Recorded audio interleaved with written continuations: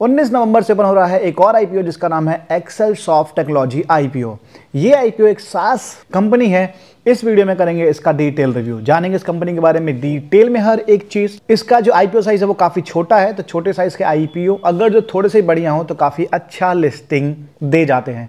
ऐसी कंडीशन में क्या एक्सेलसॉफ्ट बढ़िया कर सकता है, नहीं कर सकता है, इसका बिजनेस जानेंगे, फ्यूचर ग्रोथ जानेंगे, फाइनेंशियल डेटा जानेंगे कंपनी केपीआईज, कंपनी का जीएमपी और कंपनी के पीयर कंपैरिजन के साथ साथ वैल्यूएशंस कैसी रखी गई है। वीडियो में अंत तक बने रहना ताकि आपको सारी जानकारी सही तरीके से समझ आ सके। डिटेल्स को स्टार्ट करो उसके पहले मैं बता दूं गाइस, मैं अंकुर आप सभी का दोस्त इस वीडियो में आपका स्वागत करता हूं। गाइस हम एक सेबी रजिस्टर्ड एडवाइजर नहीं है, ध्यान देना इस बात का। जो भी इंफॉर्मेशन यहाँ शेयर की जाएगी वो एजुकेशनल और इन्फॉर्मेशनल पर्पस से होगी, जो कि हमारा पर्सनल व्यू रिफ्लेक्ट करता है। कोई भी डिसीजन बनाने से पहले आप अपना रिस्क एनालाइज कर लें, पॉसिबल है तो अपने फाइनेंशियल एडवाइजर से सलाह लेके ही कोई भी डिसीजन बनाएं। तो वापस आते हैं और अपनी डिटेल्स को स्टार्ट करते हैं एक्सेलसॉफ्ट के बेसिक डिटेल से। सो गाइस ये आईपीओ जो है ओपन होगा 19 नवंबर को, 21 को क्लोज हो जाएगा।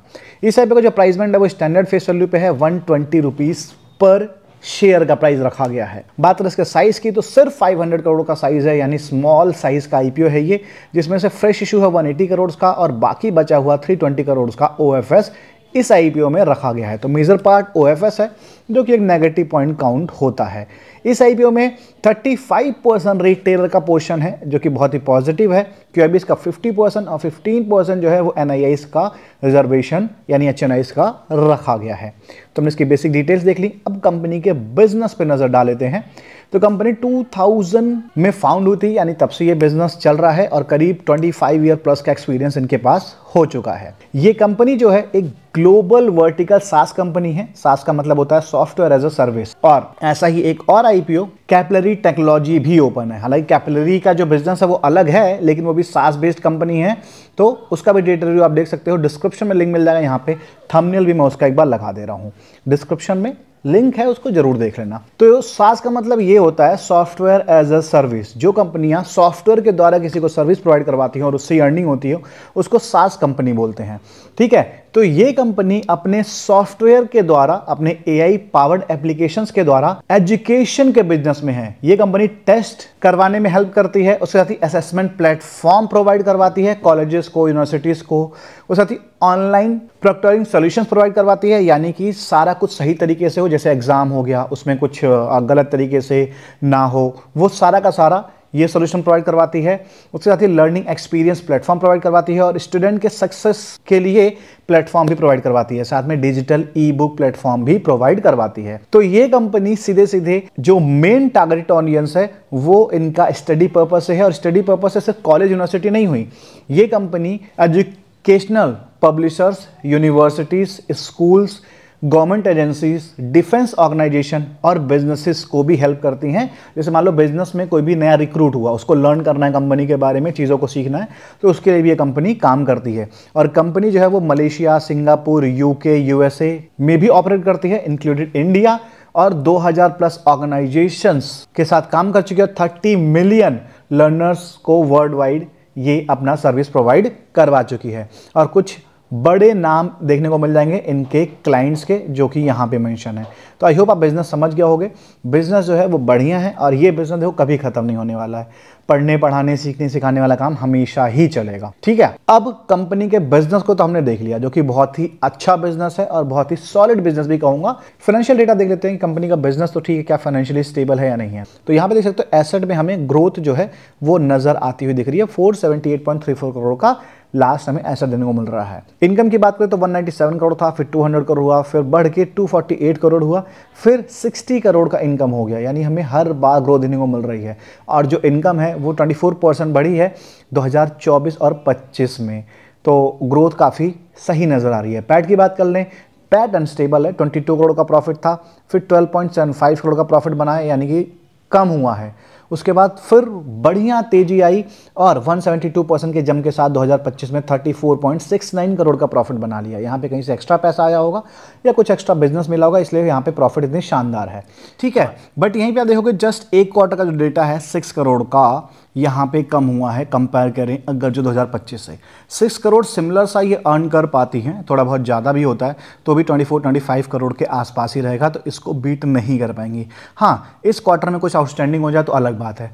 तो ग्रोथ तो नज़र आ रही है, प्रॉफिट भी नज़र आ रहा है, लेकिन थोड़ा सा फ्लक्चुएशन है, तो इस फ्लक्चुएशन को एडजस्ट किया जा सकता है। मतलब प्रॉफिट बनाया है, कहीं ऐसा नहीं है कि कोई दिक्कत हुई है, यहाँ पे कुछ एक्स्ट्रा प्रॉफिट आने की वजह से ये फ्लक्चुएशन दिख रही है। अदरवाइज मामला ठीक सा नजर आ रहा है। एबिटा जो है वो भी इसी अकॉर्डिंग हमें 68 का था, फिर कम होता दिखा, फिर बढ़ता दिखा और अभी 10.18 का देखने को मिल रहा है।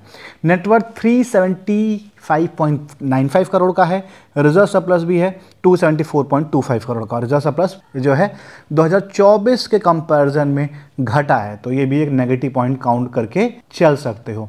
बात करें बोरोइंग की, तो बोरोइंग कंपनी ने कम करी है, देख सकते हो यहाँ पे भी कम करी है, फिर यहाँ भी कम करी थी, लेकिन 2025 के बाद से बोरोइंग बढ़ी है। उसके बाद आईपीओ लेके आ गए, इनको पैसे की जरूरत रही होगी तो सोचा बोरोइंग ना लें, मार्केट से उठा लेते हैं, और जो पैसा उठा रहे से बोरोइंग नहीं कम करने वाले हैं, अपने एक्सपेंशन में लगाएंगे जो 180 करोड़ रुपीस उठाने वाले हैं। तो फाइनेंशियली कंपनी ठीक से नजर आ रही है, बहुत अच्छा बेहतर नहीं कह सकते। आरओसी आरओई ठीक है, 10.38 का, 16.11 का। डेट टू इक्विटी रेशियो ना के बराबर है, एडजस्टेबल है। RONW 10.38 का है। पैट मार्जिन भी हायर साइड है 14.87 का।